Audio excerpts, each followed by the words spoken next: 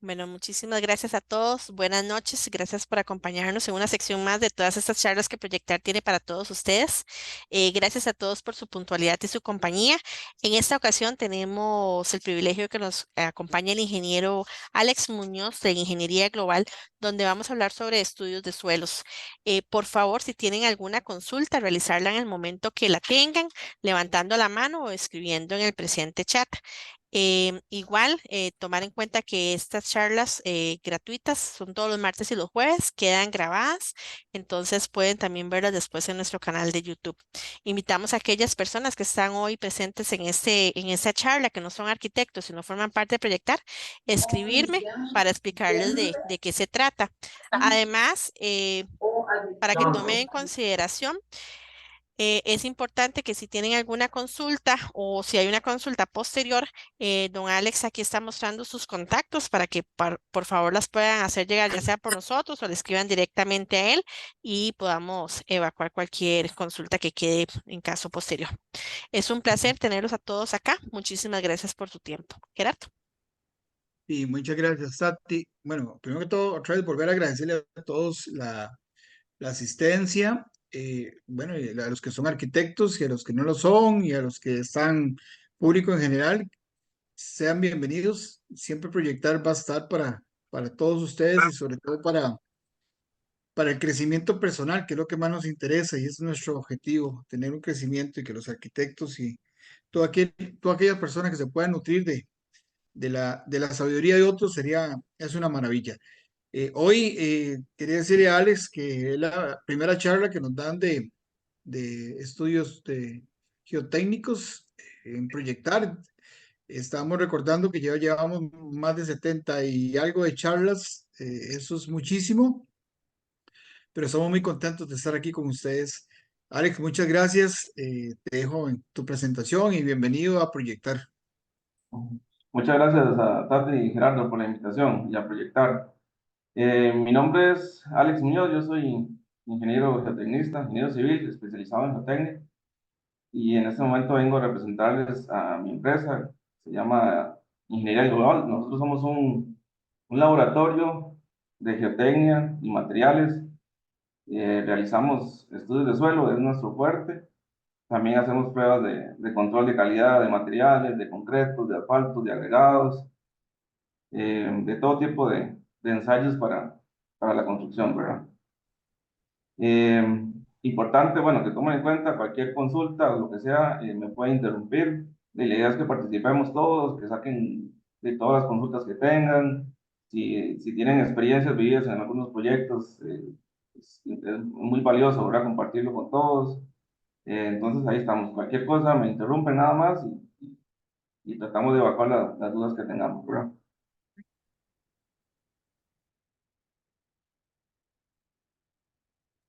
Ok, perfecto, gracias.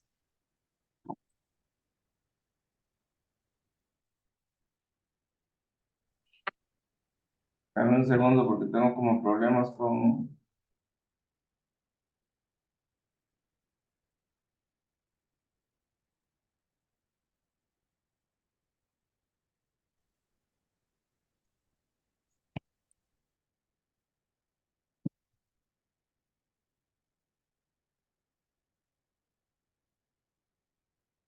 Ok, parece que ahora sí.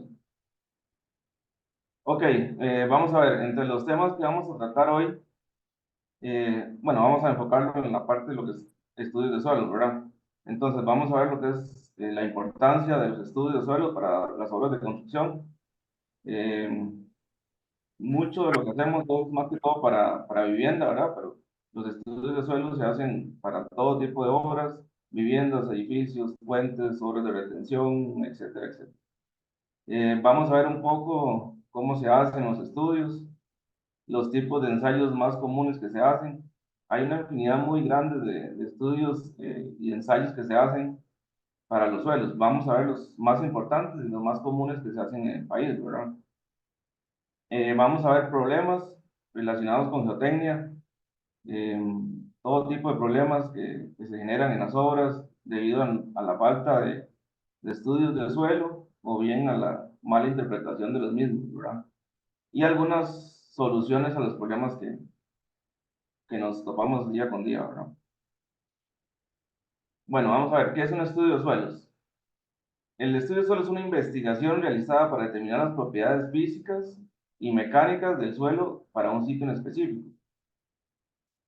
Este análisis es fundamental para lo que es el diseño y la construcción de obras civiles, ya que nos permite a los ingenieros elegir el tipo de cimentación adecuado, prever y mitigar riesgos geotécnicos y asegurar la estabilidad y seguridad de la estructura.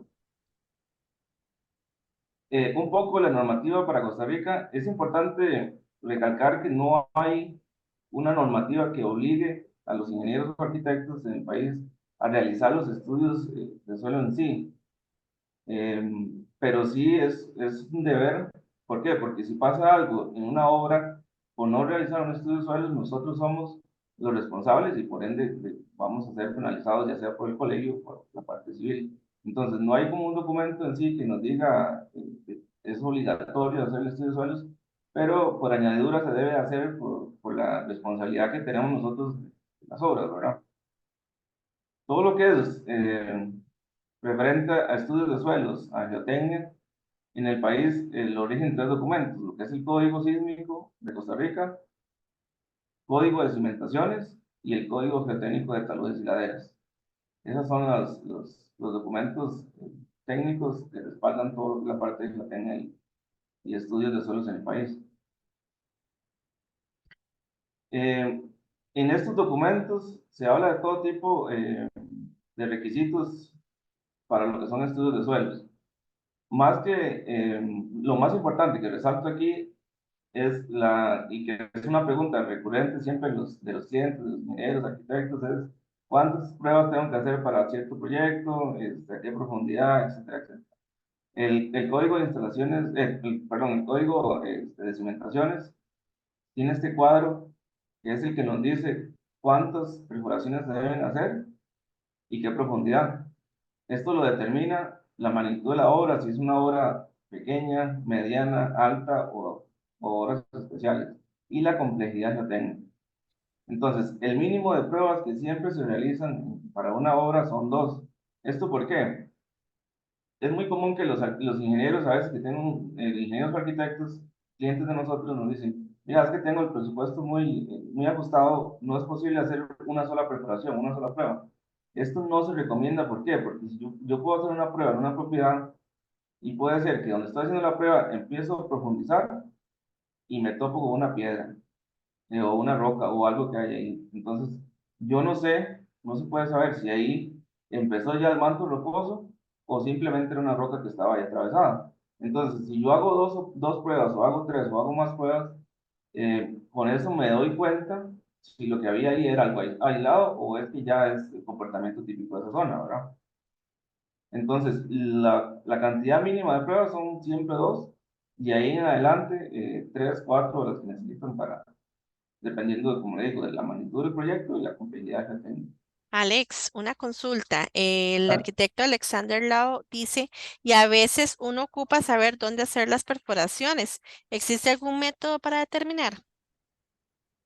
no hay como un método para terminarlo. Generalmente la recomendación es o que nos consulten a nosotros hacemos la recomendación. ¿Cómo lo hacemos? Nos pasan el plano del sitio y nos pasan un anteproyecto. Entonces nosotros ubicamos cuáles son los puntos más críticos de dónde realizar las pruebas. Depende del diseño que se tenga, ¿verdad? La otra opción es que se le pase la información al ingeniero estructural, que va a ser el encargado de diseñar la cimentación, y él lo mismo, él analiza el proyecto y dice, ok, en esta zona de aquí va a estar muy comprometida porque tengo cargas muy altas, y en esta otra también por tal y tal razón, ¿verdad? Entonces se ubican las pruebas respecto a eso. Siempre las pruebas se hacen, lo que son pruebas de SPT, que son las que generalmente se hacen dentro de la huella de la casa, ¿verdad? Porque a veces las propiedades son muy grandes, propiedades de 1000, 2000 o más metros cuadrados, son propiedades muy grandes, entonces no vale la pena estudiarlas todas, porque saldría muy costoso. Entonces, las pruebas se ubican donde va la huella de la construcción. Eso es lo que son pruebas de SPT para medir la resistencia al suelo. Las vamos a ver más adelante. Lo que son pruebas de infiltración siempre es muy importante ubicar las pruebas donde se vaya a prever que se va a construir los drenajes, ¿verdad? Eh, por ejemplo, en propiedades pequeñitas, a veces los drenajes se construyen al fondo de la propiedad o se construyen al frente de la propiedad, es como lo común, ¿verdad? Entonces, si los drenajes se van a construir al fondo, no tiene ningún sentido hacer la prueba de infiltración al frente, ¿verdad? Porque los resultados pueden cambiar, el suelo es muy impredecible y puede cambiar de un punto a otro, entonces siempre las pruebas se deben hacer en el punto donde debemos conocer la información, ¿verdad? No sé si le respondí la consulta. Ok, muchas gracias. Si no, ahorita Alexander nos comenta. Ok.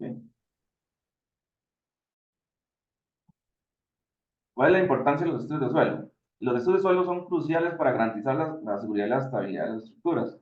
Permiten identificar las propiedades del suelo, prever comportamiento bajo cargas, diseñar cimentaciones, evitar asentamientos, reducir riesgos geotécnicos, perdón, y optimizar los costos, asegurando obras civiles duraderas y seguras. Si las características geotécnicas de un proyecto no son definidas adecuadamente, se pueden incurrir en gastos excesivos e incumplimientos grandes de tiempos de entrega, ¿verdad? Por ejemplo, por decir algo, si no hacemos un estudio de suelos de una construcción que lleva un sótano, por decir algo, y en el momento de la construcción se determina que el nivel práctico es muy alto, o sea, cuando se haga la excavación de ese sótano, va a haber presencia de agua, o sea, la complejidad geotécnica en este caso es sumamente complicada, se tienen que tomar previsiones, se tenían que haber tomado previsiones para construir un sótano en presencia de agua, ¿verdad? Si no se hizo el estudio de suelos y se empieza con la construcción y se determina que hay agua, y eso va a atrasar los tiempos de entrega de los proyectos, va a haber unos gastos que no estaban contemplados muy grandes, etcétera, etcétera. Entonces, eso por decir un ejemplo, ¿verdad? Pero hay casos de casos donde no se hace un estudio de suelos adecuado y ya en el momento de la construcción se tienen imprevistos muy, muy grandes, ¿verdad?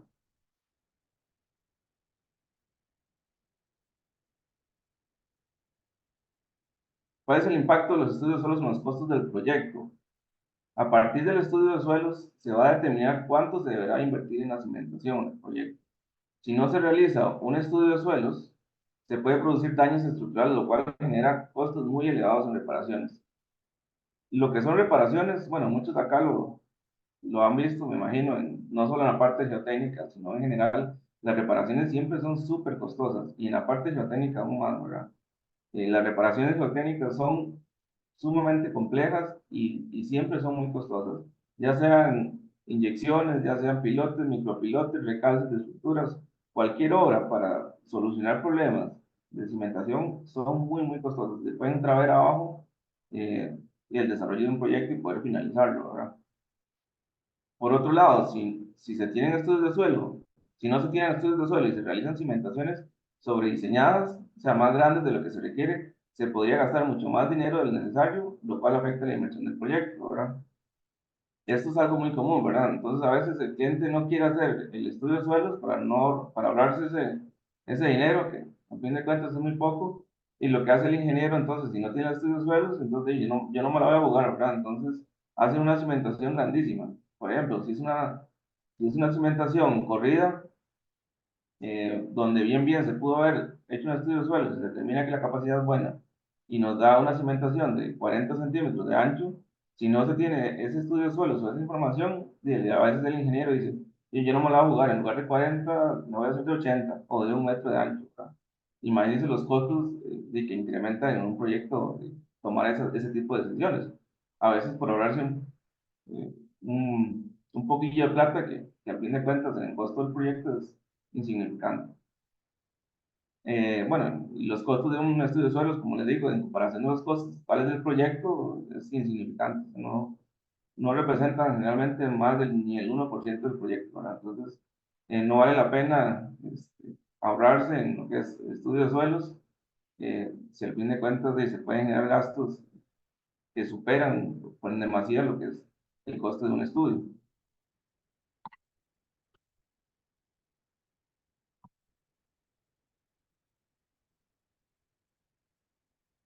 Ok, entrando ya en el tema de los estudios como tal, los estudios están compuestos por tres etapas. Los ensayos de campo, que son todas las pruebas que se realizan directamente en la propiedad donde se va a realizar la construcción. Más adelante vamos a ver los tipos de ensayos más comunes que se hacen en Costa Rica, ¿verdad?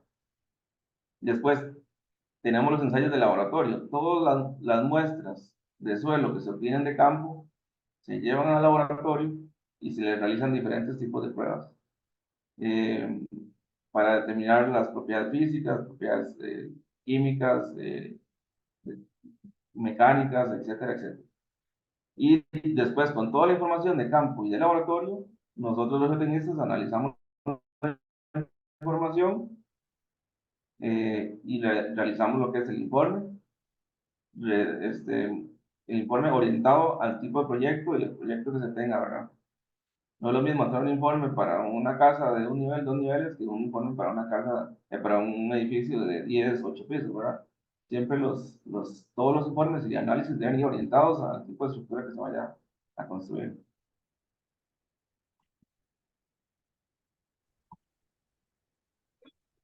Dentro de los ensayos de campo más comunes son los sondeos de penetración estándar, el SPT, que es la prueba más común realizada a nivel nacional y a nivel del mundo, ¿verdad? Es una prueba que se realiza en todos los países del mundo, una prueba de más de 100 años.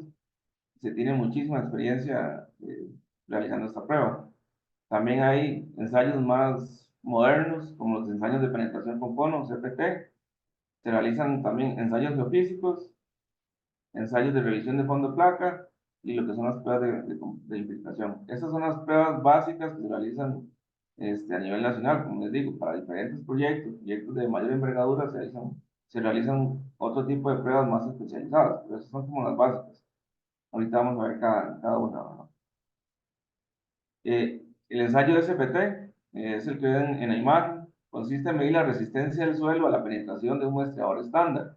Este muestreador es la imagen que se ve en la primera imagen. Este es el muestreador típico que se utiliza para obtener las muestras de suelo. Esto es como un tubo que se parte a la mitad.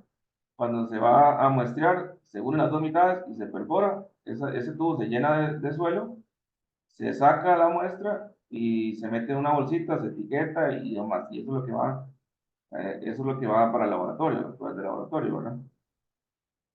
El ensayo SPT tiene dos funciones principales. Una es medir la resistencia del suelo a partir del número de golpes. Entonces, vamos a ver, para suelos muy suaves, el número de golpes para meter ese muestrador en el suelo es muy bajo. Entonces yo va a hacer un golpe, dos golpes y ese muestrador ya se metió. Ese muestrador tiene 45 centímetros de largo. En suelos muy duros hay que meterle hasta 50, 40 golpes para poder meterlo. Entonces, a partir de ese número de golpes que se contabilizan, se correlacionan varios parámetros de suelo, entre ellos la resistencia para poder obtener la capacidad de soporte del suelo. Esa es la ventaja de este ensayo, es esa, que se puede muestrear el suelo y medir la resistencia como tal, cosas que no hacen otras pruebas, ¿verdad? Acá les tengo un pequeño video rápido para que vean cómo se trabaja. Ese muestreador se conecta a unas varillas metálicas y se le deja caer una masa de 75 kilos y se va metiendo en el suelo y se va contabilizando los golpes en tres intervalos de 15 centímetros cada uno.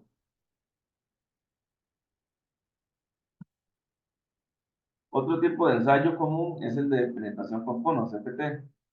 Este mide la resistencia del suelo a la penetración de un cono y proporciona un perfil continuo de la resistencia del suelo y puede detectar capas de suelo con diferentes características. Este tipo de ensayo es muy bueno porque se obtienen datos muy precisos. El único problema es que no se pueden obtener muestras de suelo. Entonces, cuando se hace este tipo de ensayos, generalmente se combina con el SPT. El SPT para extraer las muestras y este ensayo para medir lo que son parámetros del suelo.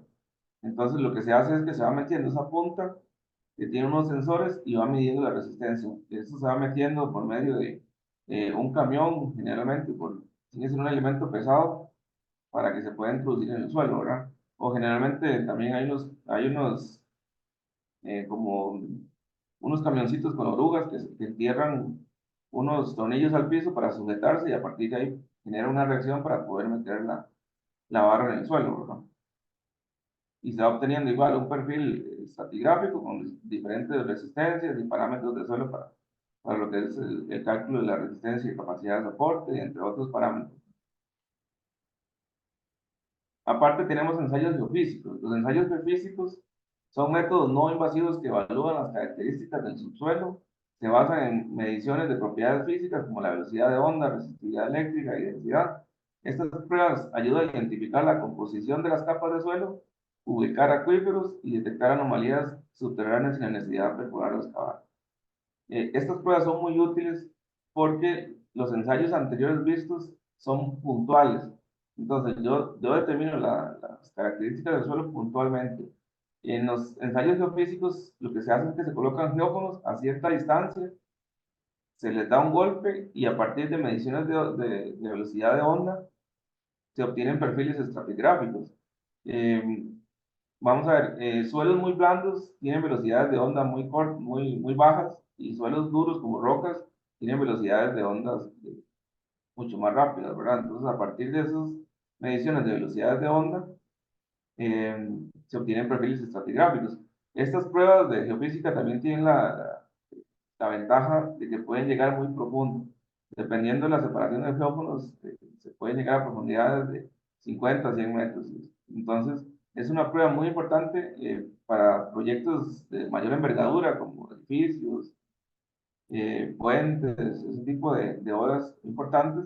Y este ensayo lo que se hace es que se complementa con los ensayos anteriores, con el SPT, con el CPT, ensayos a rotación, etcétera. Entonces es un complemento muy bueno por todo esto que les acabo de comentar.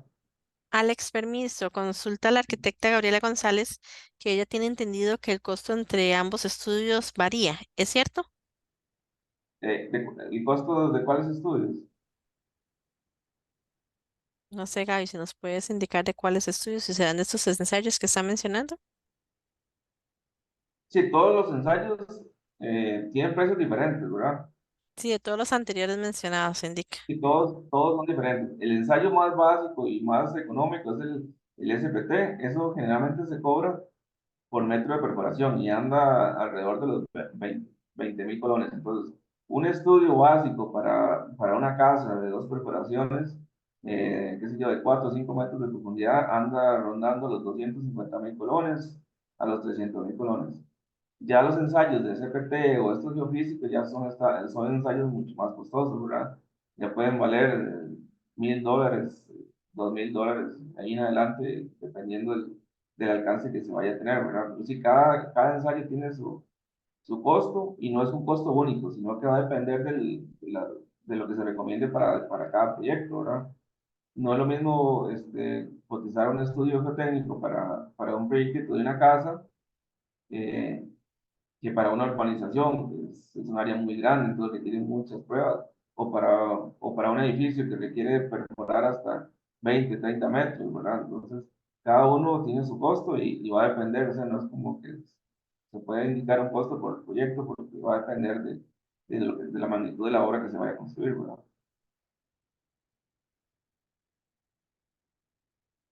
Otro ensayo muy común que se hace es el ensayo de revisión de fondo de placa, perdón. Este ensayo se hace una vez que va a iniciar la obra. Entonces, ¿en qué consiste? Vamos a ver, generalmente se hace un estudio de suelos, ¿verdad? Antes de diseñar las obras. Qué sé yo, para un proyecto en una casa se hacen dos perforaciones, tres perforaciones. Esas perforaciones tienen una limitante, que son pruebas aisladas, como le digo. Entonces, qué sé yo puedo hacer una perforación al fondo de la propiedad, otra al inicio, pero no sé qué puede pasar en el centro. Generalmente, si la separación entre pruebas no es muy grande, generalmente el suelo es muy parecido, ¿verdad? Pero pueden haber variaciones. Entonces, qué sé yo, puede ser que el suelo competente, recomendado para cimentar, según las pruebas de campo que se hicieron inicialmente, se diga, ok, la cimentación debe apoyarse a 1 metro de profundidad. Entonces se diseña con eso, se hacen los planos, el diseño estructural de las obras, y ya cuando se inicia la construcción, se hace el zanjeado del proyecto, se envía un técnico a hacer una prueba de revisión de fondo de placa. ¿Y qué es lo que hace? Hacer muchos puntos en diferentes lugares de la cimentación para ver si corresponden los resultados de capacidad de soporte con lo indicado en el estudio original, ¿verdad? ¿Por qué? Porque pueden haber variaciones, como les digo. Puede ser que en ciertos puntos el suelo competente no está a 1 metro, sino que puede estar a 1,20 m, puede estar a 1,50 m. Entonces se tienen que tomar decisiones en campo eh, para poder cumplir con las capacidades de soporte de diseño. Entonces, muchas veces, qué sé yo, si no está dando la capacidad de soporte y está dando no a 1 m, a 1,50 m, lo que se hace es que se sigue excavando y se hace una sustitución con lastre, por ejemplo.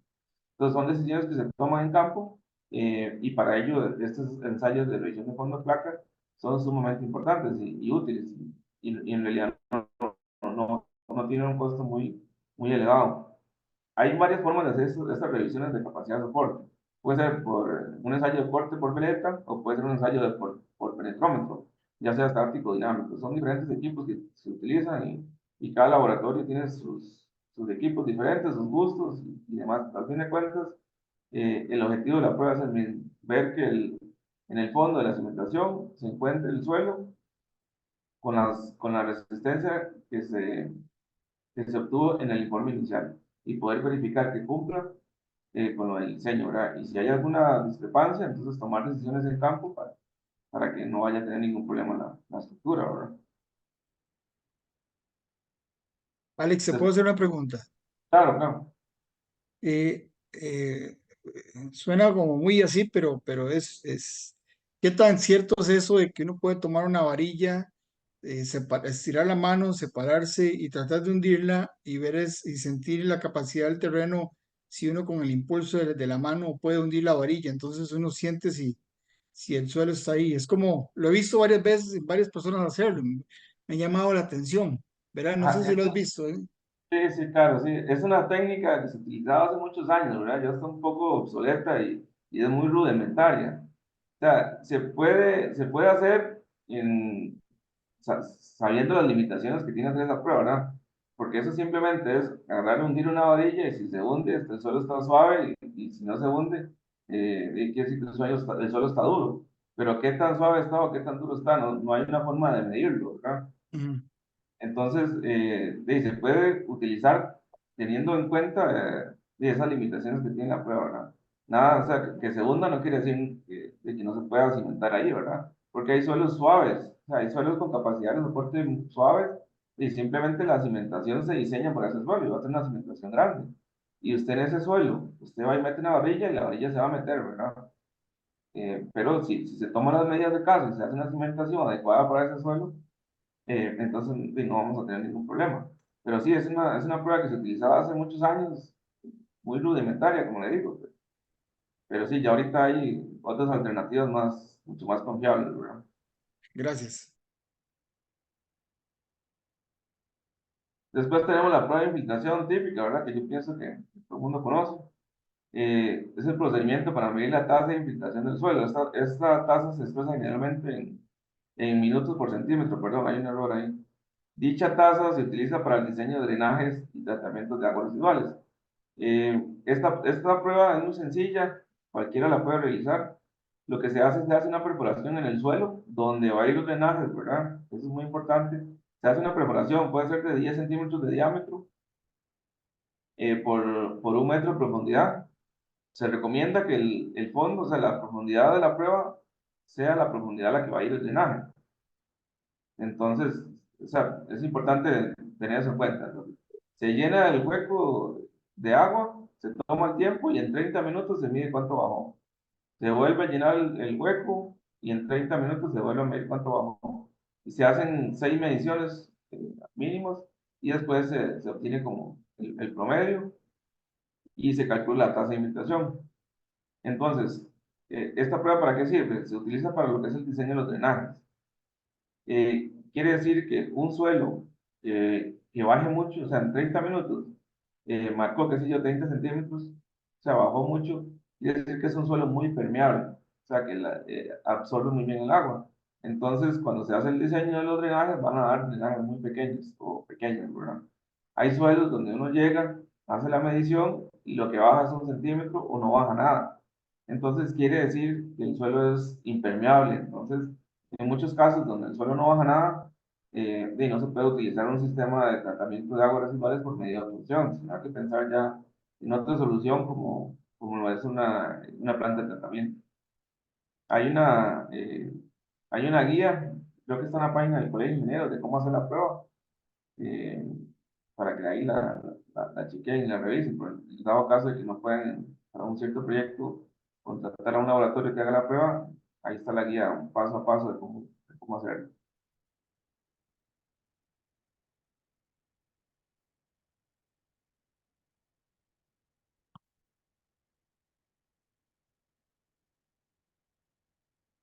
Ok, esos son los principales pruebas de campo que se hacen en el país, ¿verdad? Como les digo, hay muchas pruebas adicionales eh, para obras más complejas, pero y por el tiempo no puedo como profundizar mucho, porque no nos extendemos mucho, ¿verdad? Después de las pruebas de campo, las muestras obtenidas del ensayo SPT se trasladan al laboratorio y se realizan pruebas. En general, las pruebas realizadas sobre los suelos se hacen para lograr la caracterización y se pueden dividir en dos principales tipos de pruebas. Ensayos de clasificación de suelos, a partir de los cuales se determina el tipo general de suelo y la categoría ingeniería a la que pertenece. Y los ensayos especiales para determinar propiedades ingenierillas tales como la resistencia, resistencia al corte, compresibilidad y permeabilidad. Entonces, uno es clasificar qué tipo de suelo es, ¿verdad? Los suelos se clasifican en arcillas, limos, arenas, gravas. Esas son las principales clasificaciones.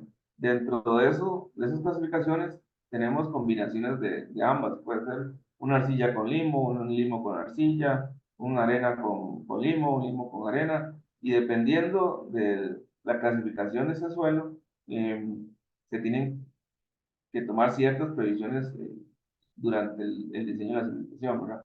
Y después los ensayos especiales es para determinar directamente la resistencia del suelo. Se pueden obtener muestras inalteradas del suelo, se llevan al laboratorio y se mide la resistencia que tiene el suelo como tal, ¿verdad?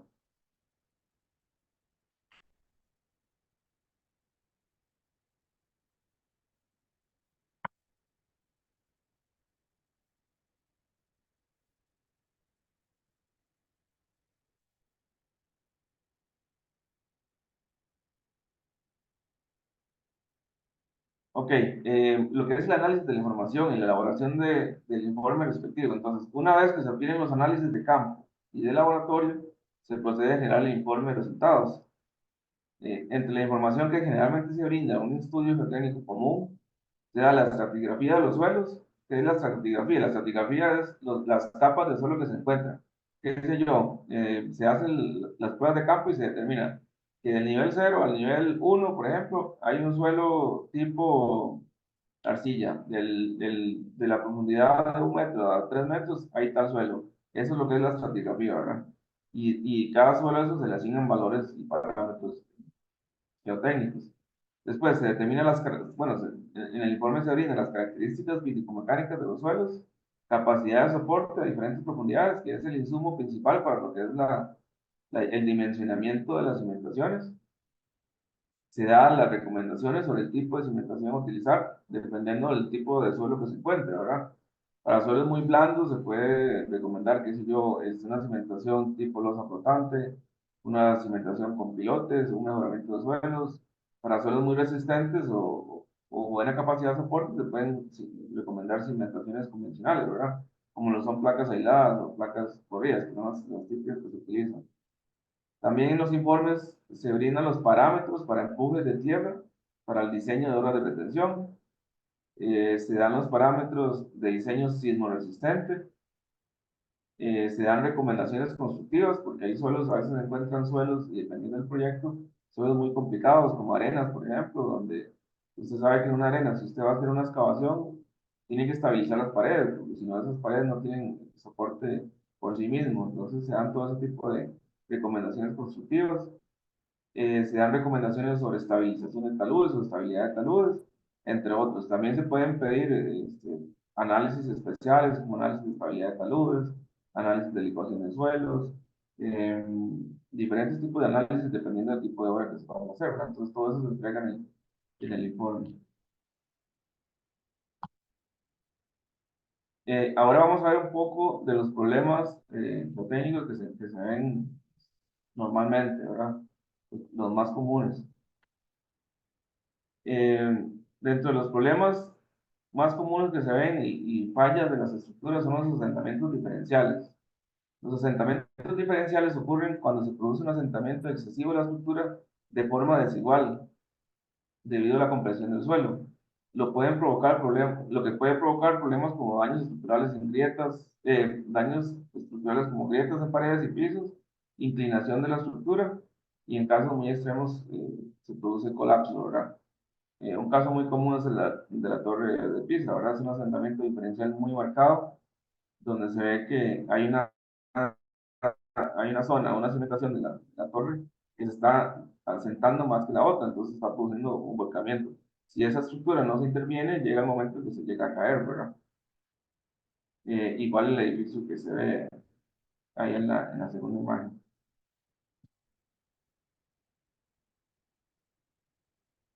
Otro problema que se ve muy común es la capacidad de carga insuficiente. Entonces, si el suelo no tiene la capacidad necesaria para soportar las cargas de la construcción, puede provocar un asentamiento en la estructura.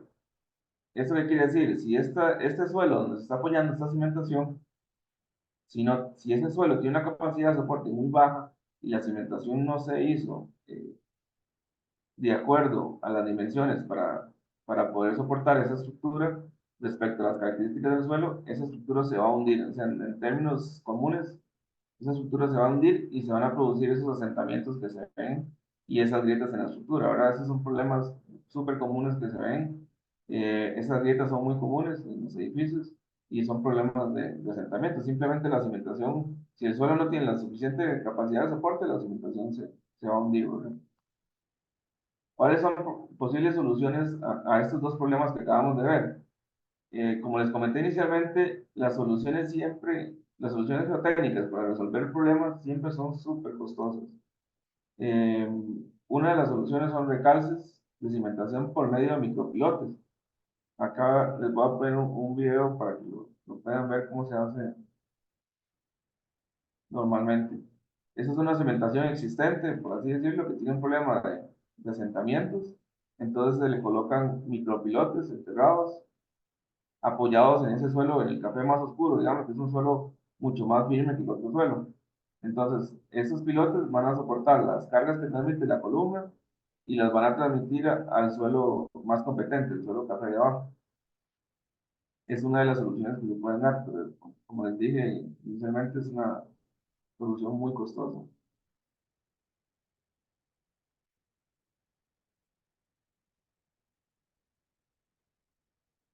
Otra solución son las inyecciones de lechada en el suelo.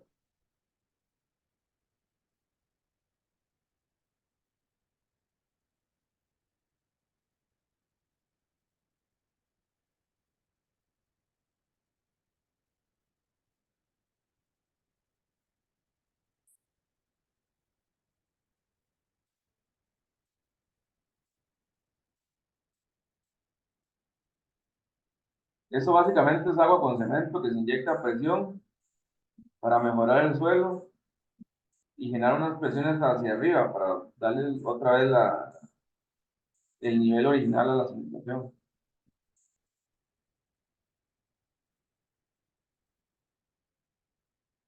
Otras soluciones a eso es el reforzamiento de cimientos. Lo que se hace es el cimiento original de la estructura se descubre completamente, se le hace un armado mucho más grande, esas varillas se anclan a la estructura existente con epóxico y se vuelve a hacer una chorrea, ¿verdad? Entonces, qué sé yo, una cimentación de 1 metro por 1 metro se puede hacer de 2 metros por 2 metros para evitar que se siga asentando, que siga teniendo problemas de asentamientos y evitar así ya que continúe más o que agrave más el problema en la estructura. Otro problema muy común que se ve mucho aquí en Costa Rica es el tema de arcillas expansivas. Las arcillas expansivas tienen un problema, una singularidad que con los cambios de humedad se expanden y se contraen. lo cual genera movimientos y daños en las estructuras, los cuales se ven reflejados en grietas en pisos y paredes. Estas arcillas, hay unas tan problemáticas que generan presiones de hinchamiento de hasta 70 toneladas por metro cuadrado. O sea, usted puede cimentar un edificio de 10 pisos sobre un tipo de arcilla expansiva y lo puede levantar como nada, ¿verdad? Así de complicadas son las arcillas expansivas. Ellas en el invierno, con las lluvias y la humedad, ya se saturan y se hinchan a tal grado que revientan las paredes, revientan los pisos. Se da mucho, es muy común ver en las casas donde pasa esto, que las puertas en invierno no cierran, las ventanas se quiebran, bueno, en las grietas normales de pisos y paredes. Y después llega el verano y pasa lo contrario, las arcillas se contraen, es muy común ver grietas, ver unas grietas muy grandes en el suelo, las arcillas completamente duras, completamente resecas, y este ciclo de hinchamiento y de deshidratación del suelo produce unos daños grandísimos, ¿verdad? En las estructuras. Posibles soluciones a estos problemas. Una solución es utilizar cimentaciones profundas, o sea, no apoyar la cimentación sobre este suelo, sino apoyarla sobre pilotes, por ejemplo. Cimentaciones flotantes, las típicas losas flotantes. ¿Cuál es la ventaja de esta cimentación? Que los cambios de volumen no son diferenciales, sino que toda la construcción, al estar cimentada con una losa flotante y sobre un relleno de lastre, toda la estructura se va a mover a la vez, por así decirlo, entonces no se van a producir grietas. Después está la estabilización química, que es la adición de cal, cemento o sales, que pueden alterar las propiedades químicas y físicas de las arcillas, reduciendo su potencial de expansión. La cal, por ejemplo, puede provocar reacciones que generan un aumento en la resistencia y en la reducción de la plasticidad y la expansividad del suelo.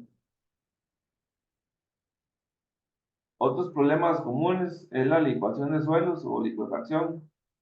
Es un fenómeno que ocurre en suelos compuestos por arenas, bajo el nivel freático. Eso es muy importante, tiene que estar bajo el nivel freático para que se dé el fenómeno, en los cuales las vibraciones que generan los sismos hace que se pierda su resistencia y se comporten como un líquido, lo cual causa el colapso de las estructuras.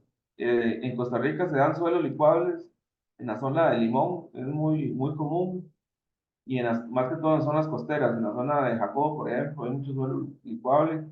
Entonces, ¿qué es lo que pasa? Son suelos arenosos que están bajo el nivel freático. Entonces, cuando se viene un sismo fuerte, las aceleraciones hacen que el suelo pierda completamente su resistencia y en lugar de comportarse como un sólido, se comporta como un líquido. Entonces, cualquier estructura que esté cimentada sobre eso se va a hundir y las estructuras que están bajo ese terreno van a flotar, como por ejemplo una piscina, un tanque de agua. Si está bajo esa cimentación, la vas a cruzar para arriba. Aquí les voy a enseñar otro videito de un experimento de suelo licuables.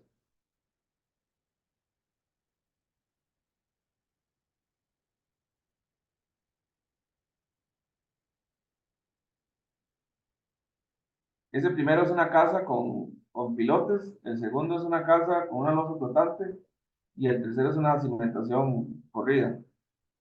Eso que se enterró ahí es una bola que simula lo que yo les decía de un tanque, por ejemplo, que está enterrado en estos suelos arenosos.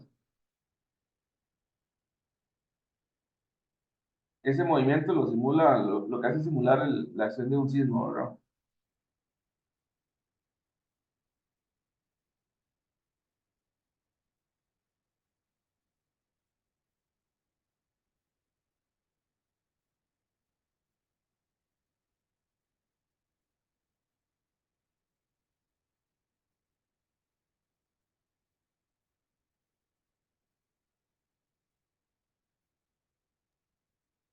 Qué Y interesante para, video, Alex. Perdona, tenemos una consulta. Consulta a la arquitecta Gabriela González. Si tengo una diferencia de nivel entre la calle y la casa de 0,50 a la capa vegetal, de, de hecho, la prueba me arrojó 20 centímetros de sustitución. En ese caso, podría optar por una losa flotante. otra vez, me perdí. Si tengo una diferencia de nivel entre la calle y la casa de 0,50, a la capa vegetal. De hecho, la prueba me arroja 20 centímetros de sustitución. En ese caso, podría optar por una losa flotante. Y la diferencia de altura se da más, o sea, el proyecto estaría sobre la calle o por debajo del nivel de la calle, Sí, dice que sería bajo, menos 0,50. Menos 50. a -50. Sí, sí, no le veo ningún problema. ¿Cuál es la inquietud que ella tiene? O sea, ¿cuál es la preocupación? Gaby, si gustas ampliarla. Buenas noches, la voy a hacer por acá, creo que es más fácil. Perfecto, sí, gracias. Ah, Es que la inquietud que tengo es que yo tengo que bajarme de ahí, de donde estoy ahorita, de esos 0,50, tengo que quitar capa vegetal, que es muy probable que sean 20, 25 centímetros, ah, y bajarme todavía más para poder llegar a la cimentación y hacer también los 20 centímetros de sustitución. ah. ¿Verdad? Entonces, la consulta es si yo podría, después de los 20 centímetros de capa vegetal, sustituir los 20 centímetros que me pide la prueba de suelos, ¿verdad? Que tengo que sustituirlos sí o sí. Y Ah. de ahí para arriba, ¿verdad? Hacer la losa. Esa es mi consulta. No sé si me Sí, explico. claro. Sí, sí, sí, no hay ningún problema. ¿Por qué razón le recomendaron una losa flotante? No, no me la recomendaron. De hecho, el ingeniero lo que me dijo fue que se pueden hacer cimientos normales. Pero Ah, digamos, pensando en la parte económica, consideraría que me saldría mejor la losa flotante y así no tengo que hundirme tanto en el terreno. ok, ok. Sí, sí, no hay ningún problema, lo puede hacer. Claro. Ok, listo, muchas gracias. Eh, para los que están incrédulos de que estos fenómenos se pueden dar aquí en Costa Rica, ya se han dado. Estas son imágenes del terremoto Limón de 1991. Estos son problemas de licuación. Exactamente lo que vimos en este video anterior fue lo que se produjo aquí, solamente que aquí lo que se tiene es una calle, ¿verdad? Eh, si aquí hubiera habido una casa, y pasa lo mismo a la casa que vimos en el video. En Limón se dieron muchísimos daños en el 91 debido a la licuación. Montones de casas destruidas en el piso, hundidas. eh, ajá. ¿Alguien iba a hablar algo? No. Es que se activan micrófonos, entonces yo Ah, los ok. paso cerrando, si no, cualquier cosa nos informan, por favor. Ok. Ok, posibles soluciones a lo que es la licuación, este fenómeno que acabamos de ver, compactación dinámica del suelo. Como les dije, este suelo, estos problemas de licuación se producen en suelos arenosos, que son sueltos, o sea, que tienen una resistencia muy baja y están bajo nivel freático. Si estos suelos se logran compactar por medio de vibrocompactación, que es como, la vibrocompactación es como un compactador de concreto gigante que se mete en las arenas y en el suelo. Entonces, si esas arenas se compactan, ya sea por vibrocompactación o por compactación dinámica, la compactación dinámica es dejar caer por medio de maquinaria un peso muy grande, subirlo, dejarlo caer, subirlo, dejar caer hasta que solo se compacte. Son soluciones, ¿verdad? Los otros son columnas de grava, inyecciones de lechada, se puede inyectar el suelo con lechada de cemento eh, para subir su resistencia y evitar que esto pase ante un sismo, ¿verdad? Y cimentaciones profundas como pilotes o micropilotes apoyados en estratos más competentes. Otros problemas muy comunes acá en el país son los deslizamientos de taludes, ¿verdad? Esta imagen es de Punta Libana, de hace poco, ¿verdad? Casas de lujo en el suelo debido a problemas no técnicos. Los deslizamientos es un problema por el cual el talud pierde su estabilidad y se desplaza o se derrumba debido a factores como saturación por el agua, terremotos, cambios en el peso. O sea, puede ser que tengamos un talud estable, pero le ponemos una casa arriba a ese talud y ya no puede soportar esa carga, ¿verdad? Entonces, nosotros lo que hacemos es realizar un análisis de estabilidad de taludes. ¿En qué consisten estos análisis? Igual se hace un estudio geotécnico, se visita el sitio, se hacen las pruebas de campo, se mide la resistencia del terreno, se hace un levantamiento topográfico y con toda esa información, resultados de campo, levantamiento topográfico y pruebas de laboratorio para medir los parámetros de resistencia del suelo, todo eso se modela en un software. Y en ese software se modela el talud tal como está, con sus características y propiedades geotécnicas, se le aplica la carga de la casa o del proyecto que se vaya a construir y se modela el sismo, dependiendo de la aceleración del sismo que se vaya a esperar, dependiendo de la zona del país, ¿verdad? Entonces todo eso se modela y se determina cuál es el factor de seguridad ante deslizamiento de ese talud. Factores de seguridad mayores a uno quiere decir que el talud es estable y menores a uno quiere decir que el talud se va a caer. Pero por legislaciones uno no puede diseñar un talud o analizar un talud y decir que es estable si tiene factor de seguridad uno, sino que los códigos nacionales tienen mínimos, factores de seguridad mínimos. En este caso, sin sismo es de 1.5 y con sismo es de 1.1. Entonces, se tiene que obtener factores de seguridad mayores a 1.5 para que determinar que el talud es estable, ¿verdad? ¿Esto por qué? Porque los estudios de suelo también tienen una incertidumbre, entonces uno puede estar como al borde y decir que un talud es estable si tiene un factor de seguridad de uno, aunque teóricamente sea así, pero por las incertidumbres de los estudios, de los procesos constructivos y demás, siempre este, se cura en salud y se determina que un talud es estable si el factor de seguridad es mucho mayor a uno. En este caso 1.5 para taludes sin sismo y 1.1 para taludes con sismo. Posibles soluciones ante deslizamientos o eventuales deslizamientos de la construcción de muros de retención, ¿verdad? Ya sea muros de gravedad, como lo son muros de gavión, muros de concreto reforzado, muros en suelo reforzado, pantallas de concreto anclado, pantallas de pilotes o de micropilotes, realizar movimientos de tierra también. Si uno determina que un talud con la geometría que tiene naturalmente es inestable, uno podría hacer un movimiento de tierras, inclinarlo un poco más, por ejemplo, y hasta el punto, hasta la inclinación que determine el análisis para que sea estable. También muy importante el control de aguas y colocación de drenaje y la implementación de vegetación, como por ejemplo el vertical para control de erosión. A ver, eso sería. No sé si tienen algunas preguntas. Muchas gracias, Alex. Una presentación bastante técnica que muchos estaban consultando y se requería evacuar bastantes dudas.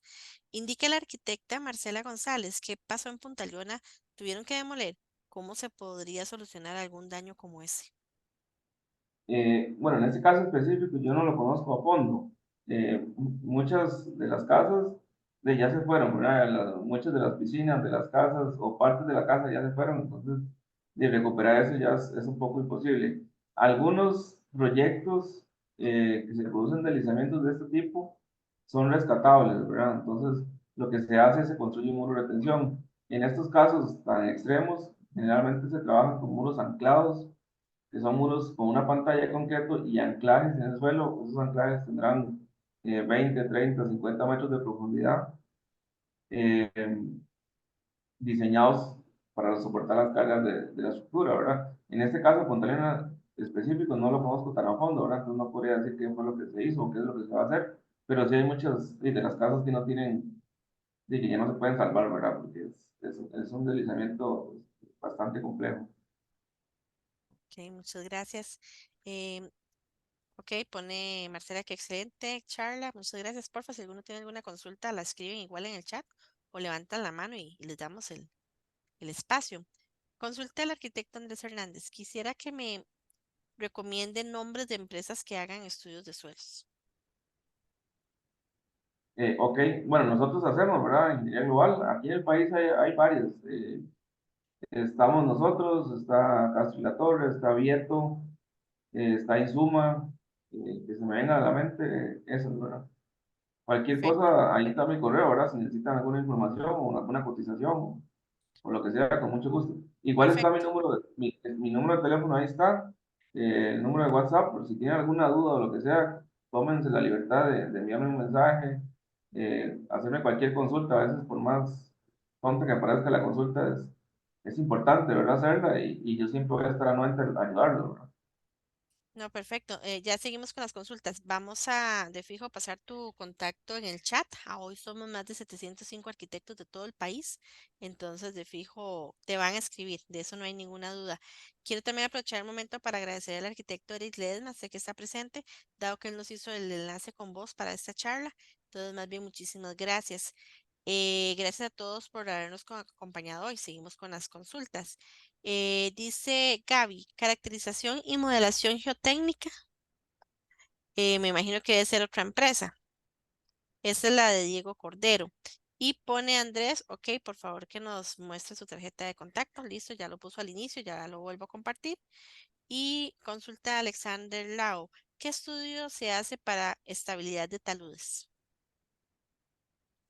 Ok, muy buena pregunta. Hay que analizar sí, la complejidad del talud, ¿verdad? Hay taludes muy grandes que requieren muchas pruebas y complementos de pruebas. Por ejemplo, las de las que vimos hoy, generalmente siempre se hacen SPT. Entonces, partiendo de que es un talud pequeñito, qué sé yo, pequeño me refiero a 5 o 6 metros de altura, eh, inclusive hasta 10 metros de altura, por decir algo. Lo que generalmente se hace es levantamiento topográfico, que es sumamente importante, porque es el insumo que nosotros utilizamos para poder modelar el talud en el software, ¿verdad? Después, las perforaciones SPT para medir la resistencia al suelo. Como norma general, siempre hay que hacer pruebas en la corona del talud y hay que hacer pruebas en la base del talud. Necesitamos tener toda esa información en la parte de arriba y en la parte de abajo del talud. La cantidad de pruebas a realizar va a depender, como les digo, del proyecto en sí, porque pueden ser, si es un talud de 100 metros de largo, hay que hacer un montón de pruebas a lo largo de todo el talud para poder caracterizarlo, ¿verdad? A diferencia de un talud pequeñito. Entonces, va a depender de cada caso. Aparte de las preparaciones SPT, en algunos casos más complejos, se hacen perforaciones, ensayos geofísicos, de los que vimos antes, para tener un perfil estratigráfico más claro. Esas son las pruebas básicas que siempre se hacen. Como le digo, hay que analizar cada caso, hay casos muy complejos que se requieren otras pruebas especiales, pero lo general son perforaciones SPT, como le digo, arriba del talud y abajo del talud. El levantamiento topográfico y las pruebas de laboratorio comunes, ¿verdad? Para obtener la resistencia y los parámetros del suelo. Ok, Alex, consulta también Alexander Lau. ¿Y si es un relleno para crear taludes? Si es un talud en relleno, Ahí nos amplías, Alex, cualquier cosa.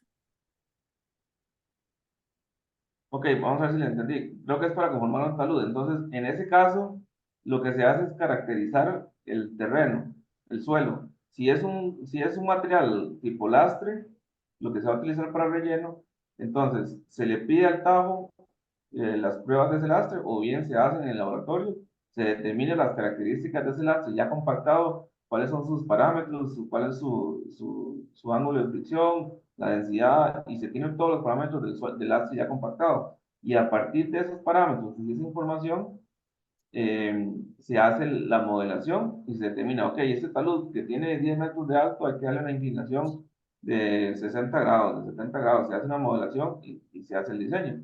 Si es con lastre, y lo mismo pasa con el suelo, si es un suelo de sitio, igual se toma una muestra del suelo, se hacen las pruebas de laboratorio y a partir de los parámetros que se obtienen, se hace el diseño de ese talud. Y es muy importante, una vez realizado el talud, ir a hacer pruebas. ¿Por qué? Porque ese talud puede estar, si es un relleno, puede estar mal compactado, ¿verdad? Entonces, es importante, una vez conformado el talud y en el proceso constructivo, ir a hacerle pruebas para ver que efectivamente la resistencia que tenga en campo sea la resistencia que se obtuvo en laboratorio, ¿verdad? Y poder así de cumplir con los factores de seguridad que se obtuvieron en el diseño. No Perfecto, sé si sí. le respondí. Sí, dice que si se hacía un talud con relleno y que muchas gracias, le queda muy claro. Pruebas antes de hacerlo y luego de crearlo. Perfecto. Gracias, Alexander Lau, por la consulta. No sé si algún otro tendrá alguna consulta, algún caso de estudio, algún, no sé, ejemplo que quieran poner en esta ocasión. Carla, es tu espacio. Bienvenida. Buenas noches.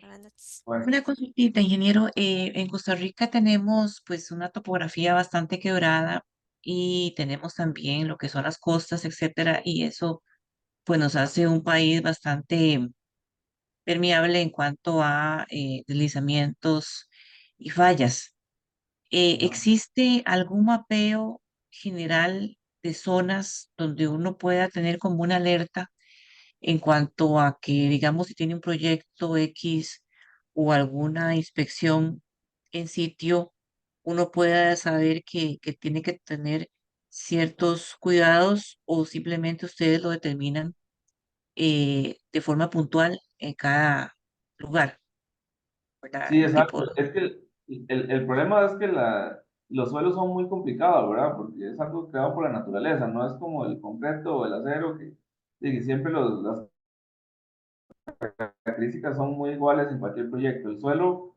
varía mucho, entonces, dependiendo de la zona, hay de todo tipo de suelos. Como le digo, en Jacó, por ejemplo, hay proyectos donde se encuentran suelos rocosos, suelos arenosos, con problemas de licuación, suelos normales, arcillas y demás. Entonces, en zonas tan pequeñas como por ejemplo Jacó, se encuentra todo tipo de suelo. Entonces, no hay como un mapa donde uno pueda identificar en estas zonas hay problemas de tal tipo o de otro, porque es muy difícil saberlo. En general, hay muchas zonas que uno ya conoce. Por ejemplo, lo que es Escazú, Santana, siempre hay problemas, o es muy común encontrarse problemas de arcillas expansivas, que es lo que vimos antes, ¿verdad? Que esas arcillas con la presencia de humedad o los cambios de humedad se hinchan y provocan las grietas en las paredes. Es un tipo, ese tipo de arcilla es uno que parece como plastilina, ¿verdad? Después en la zona de Limón se ven problemas muy comunes de arenas licuables. Eh, entonces uno ya tiene como indicaciones por experiencia, ¿verdad? Porque he hecho muchísimas pruebas en todo el país, pero no hay como un mapa en sí que yo le pueda decir, que en tal zona van a haber estos problemas, porque es algo muy específico para cada proyecto. Inclusive en algunas propiedades usted puede conseguir variaciones de suelo de un punto a otro a 25, 30 metros, ¿verdad? Entonces el suelo tiene esa característica, ¿verdad? Que es muy heterogéneo. Carla, muchas gracias por la consulta. Eric Ledesma. Buenas noches. Hola Alex, muchísimas gracias por la charla, sumamente provechosa. Eh, que- Quería comentarles algo. Bueno, yo ya tengo varios años de trabajar con IG Global.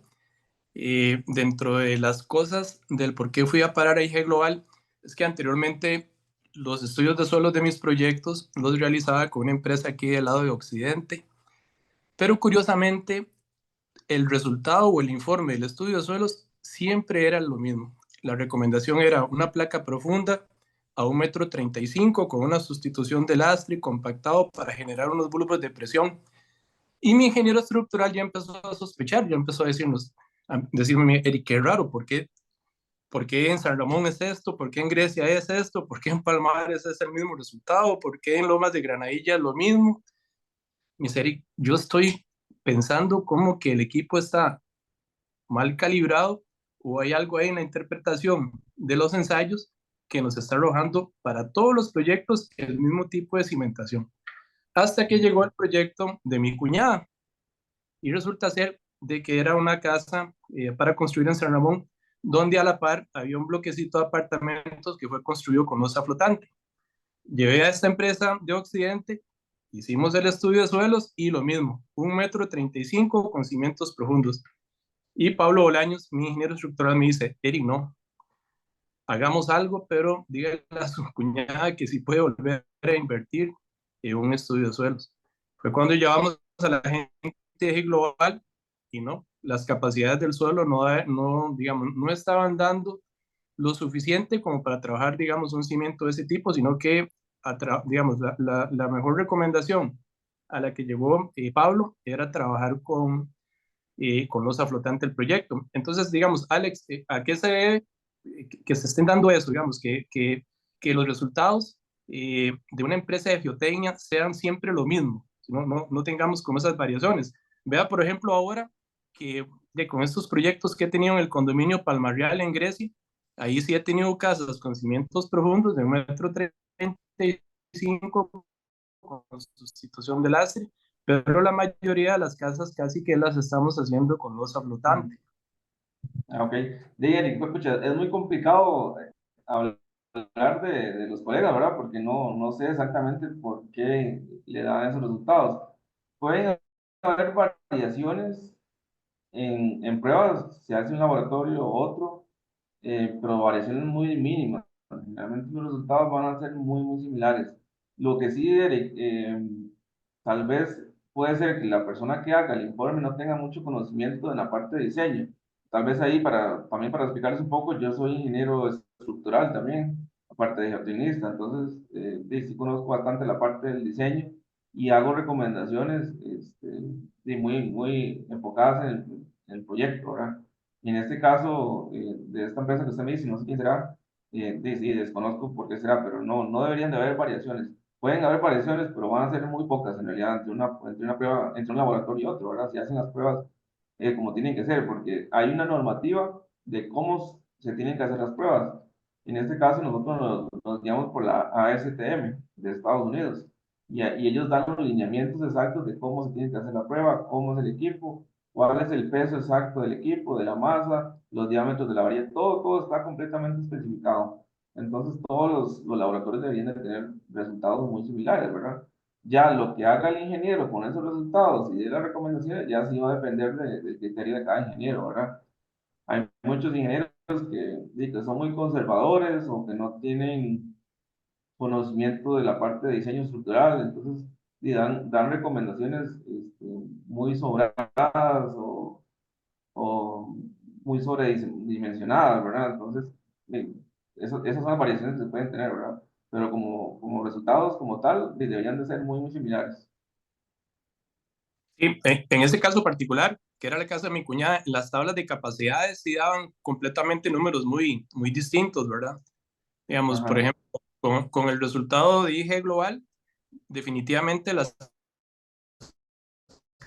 capacidades salieron muy bajas y el estudio de una vez me dijo, Eric, no, losa flotante, no hay otra cosa. Si me quedo con el otro estudio, sí hago cimientos, pero no estoy confiando en los resultados de esta empresa de geotecnia, porque me viene dando todos los mismos resultados en todos los proyectos. Entonces ahí fue donde decidimos más bien de hacer uso del informe de ustedes, ¿verdad? Sí, sí, ok. Sí, sí, como le digo, sí, desconozco cuál habrá sido el tema con ese laboratorio. Alex, y el otro ejemplo que tal vez le podríamos como comentar aquí a los colegas fue el que sucedió el año pasado, no sé si te acordás, aquel cliente Fabricio de Zarcero, Ajá, correcto, claro. ¿verdad? Fue un cliente que me contactó el año pasado para que le diseñara su casa en Zarcero, un lote precioso con una vista espectacular hacia el parque, la iglesia de Zarcero. Digo yo, claro, aquí sobra tema para poder diseñar una buena casa.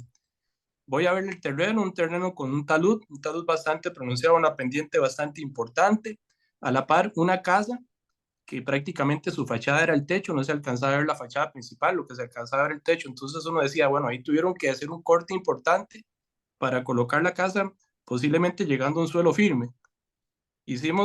Solicitamos las curvas de nivel, solicitamos la prueba de estabilidad de taludes, hicimos las pruebas de capacidad y el suelo nos salió con muy bajas capacidades, el taludo inestable.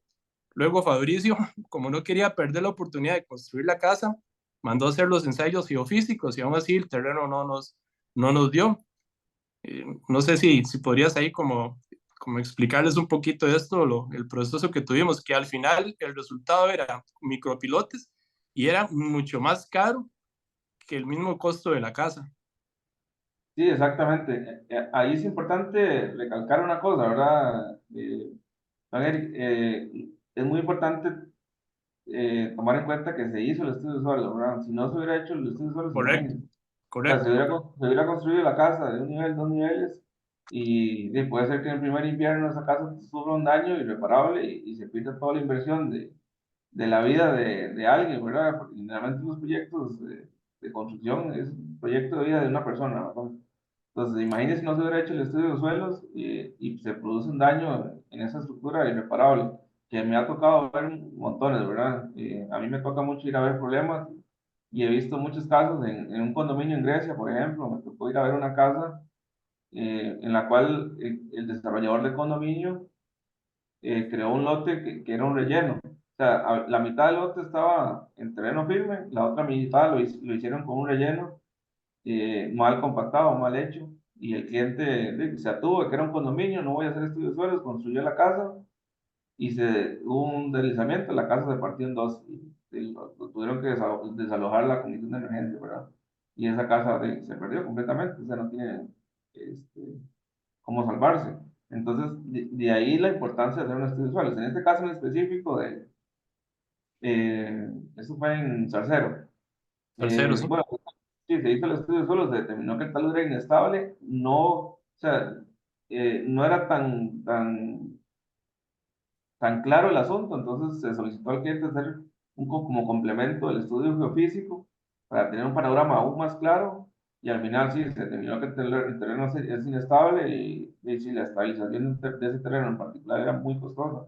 En algunos casos, simplemente hacer un murito de gavión, ¿verdad? Que bueno, cualquier tipo de muro de retención, al fin de cuentas, vale mucho dinero, pero ya obras de estabilización con micropilotes o con anclajes o ese tipo de obras muchas veces valen más la estabilización que la propia construcción, ¿verdad? Entonces traen abajo un proyecto eh, de una casa que no amerita una inversión tan grande, ¿verdad? Claro, claro.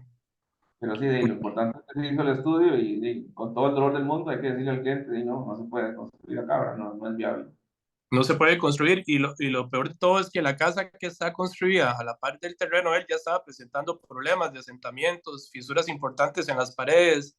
La misma señora que alquilaba nos decía que la casa estaba teniendo problemas, que más bien se asustaba que estuviéramos haciendo esos estudios para el proyecto de Fabricio. Sí, sí, imagínense, imagínense. Y como les decía yo al inicio, solucionar problemas geotécnicos es sumamente costoso, ¿verdad? Y es un dolor de cabeza. Correcto. Gracias, Alex. Gracias, Eric. Sandra, ya casi te doy el espacio para aprovechar si está dentro de la misma consulta. Don Mario Macís indica, me gustaría saber si esa recomendación tiene obligatoriedad. La pregunta es, ¿cuál recomendación? ¿Sí? ¿Cuál Entonces, recomendación? por si nos la pudieras aclarar para poder ampliarte y darte respuesta a esta consulta. Sandra, tu espacio. Buenas noches. Buenas Mi noches. consulta va, en el sentido de qué tan afectado puede estar un terreno, eh, o más bien la compactación de un terreno que ha sido afectado por ceniza volcánica, ¿verdad? Este, He recibido comentarios de que tiene una forma especial de compactación y a ver qué comentarios tienes acerca de ese tipo de suelos. Pero se refiere a la formación del terreno inicial, o sea, de hace muchos No, años. no, O, digamos, hay sectores cercanos a volcanes, ¿verdad? Que con la ceniza ha caído, ya sea como, por decirlo así, se ha unido a lo que es la ah, tierra, pero a la hora de que se hace el estudio, entonces sale el terreno, el estudio geotécnico sale el terreno como suave. Entonces, sí, sí, sí, ok, ok. Sí, no, sí, completamente, o sea, el suelo, o sea, se da mucho en las zonas este, cercanas a los volcanes, los suelos son sumamente malos, ¿verdad? La ceniza tiene muy poca resistencia y tiene que pasar millones de años y estar bajo unas presiones muy grandes para que pueda obtener una resistencia aceptable. Entonces, si son suelos muy superficiales, generalmente son suelos muy malos que se tienen que implementar soluciones alternativas de cimentación, como una losa flotante o cimientos profundos, pero generalmente si esos suelos son muy blandos, o sea, la, lo que es la ceniza como tal tiene muy poca resistencia, entonces generalmente en esas zonas son cimentaciones complementarias, no se pueden utilizar cimentaciones normales. muy bien, gracias. Gracias, Sandra, por la consulta. Indica don Mario que de manera general, que si todas las recomendaciones que se dan en los estudios de suelos son obligatorias. Generalmente en los estudios uno hace al menos 2 o 3 recomendaciones de cimentación. Siempre uno lo hace pensando en la opción técnicamente viable y más económica, ¿verdad? Pero no quiere decir que se tenga que cumplir exactamente lo que dice ahí, porque se pueden haber variaciones. Por ejemplo, si hay un suelo bueno, normal, con buena capacidad de soporte, y nosotros recomendamos, o cualquier tenista recomienda una cimentación convencional, de placas corridas o placas aisladas, y el cliente no quiere hacer eso, sino más bien quiere hacer una losa flotante por decisión de él y por gusto, lo puede hacer. ¿Por qué? Porque se está mejorando más bien a una cimentación mejor, o sea, con mayor resistencia y mejores parámetros, y etcétera, ¿verdad? Lo que sí no se puede hacer es lo contrario. O sea, que si el suelo es muy malo y se determina, ok, este suelo necesita una losa flotante, y ustedes construyen una cimentación convencional de placa aislada o placa corrida, y ese terreno va a tener problemas, la estructura va a tener problemas, va a tener asentamientos, va a tener grietas y demás. Entonces, en ese caso sí se debe cumplir o seguir la recomendación del informe. En el otro caso, que es si se hace una cimentación mejor, pues todo bien, ¿verdad? Pues estamos del lado de la seguridad. Ok, perfecto, muchas gracias. Eric, tienes la mano levantada, no sé si es una nueva consulta o se te olvidó bajar la mano. Bueno, si no, no sé si alguno otro tendrá alguna consulta. Por el momento en el chat, ¿no? Entonces, más bien de nuestra parte, Alex, muchísimas gracias por dar tu conocimiento, tu experiencia y este gran valor al grupo de Proyectar. Agradecemos a aquellos ingenieros, público en general, estudiantes que estuvieron hoy acompañándonos. Gracias, esta es su casa y todos los martes y los jueves tenemos charlas gratuitas para todos ustedes. La charla queda grabada. Va a ser difundida en nuestro canal de YouTube. Ya compartimos el enlace de YouTube en este chat, así como todas las invitaciones se difunden en el Facebook de Proyectar. Muchísimas gracias y esperamos que nos vuelvan a acompañar. Alex, muy amable. Buenas noches, Gerardo. Hasta la gracias. Y bueno, gracias a todos.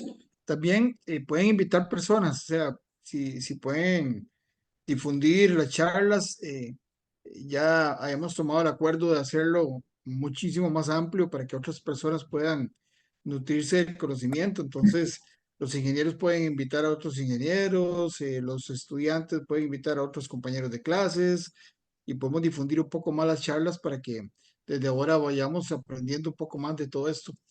Muchas gracias, Alex. En realidad, muy agradecido, muy clara la charla, muy precisa, muy técnica y encantado. Ahí nos vamos a ver en otra ocasión, si Dios lo permite. Muchísimas gracias. A la orden. Gracias, buenas noches a todos. Procedo a dejar de grabar.